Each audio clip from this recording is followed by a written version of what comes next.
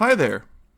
When you're done with this video, make sure to like, comment, and subscribe, and also hit the bell for notifications so you can always see the video first. But most importantly, enjoy the show. Hello everybody and welcome to Zeke Rambles. Today we will be rambling about Ultraman Omega, Episode 1. Now, before I continue with my review, I do want to tell people Ultraman, though it is a long-running, damn near 60-year-old sci-fi franchise, its intended audience are toddlers. So whenever I say something is bad, or good, or this was interesting, or this was unique, or I really like how they did this, or wow, that was so impressive, or oh, they changed the game with this one, I do want you to put an asterisk that I am talking about a show for toddlers. That does not mean that certain things aren't capable of transcending the genre or audience they are for, but it is just, wise to keep that in mind. No matter how negative or positive I am, this is where I am critiquing from. If this was a show for adults, I would be much harsher or have a much more analytical eye when it comes to things like this. But that's beside the point. Ultraman Omega, whereas last season Ultraman Arc seemed to homage the quirks and tropes of classic Showa era Ultraman. Ultraman Omega seems to be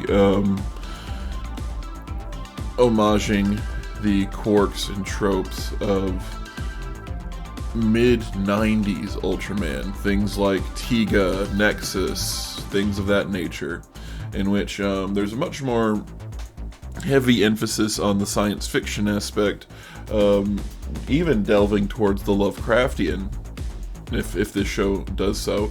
But it's certainly something that, instead of being, pulpy or full of exposition, it is something that trusts its audience to follow along with certain things. Where, not that Ultraman Arc was bad with its exposition.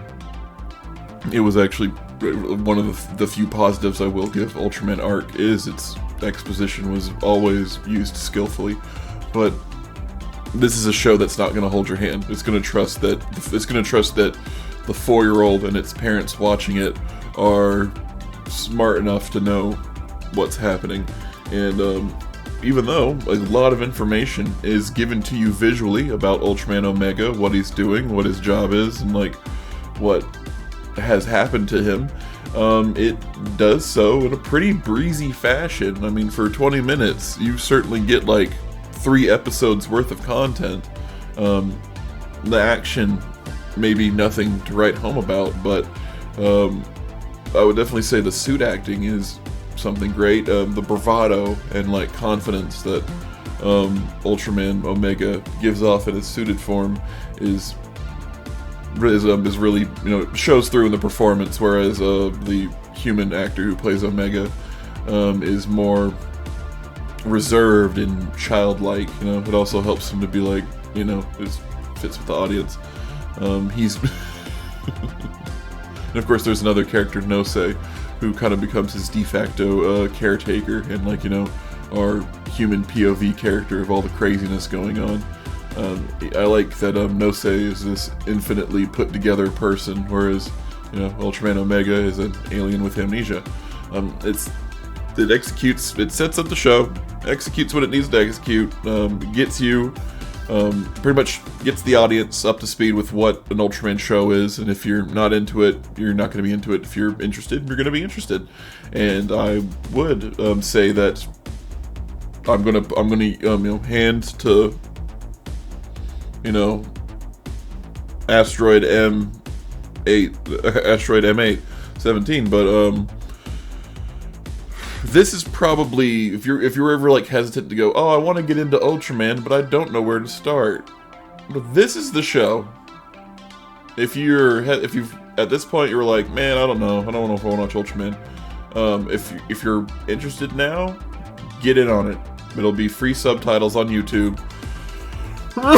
Something I realized I should have done a long time ago is I'm gonna have a link to the actual episode itself in the description. So if you're like, so like, you know, since I don't do spoiler reviews, I'll go out of my way to not do spoilers. If spoilers are involved, or mild spoilers, I will say so in the episode's title.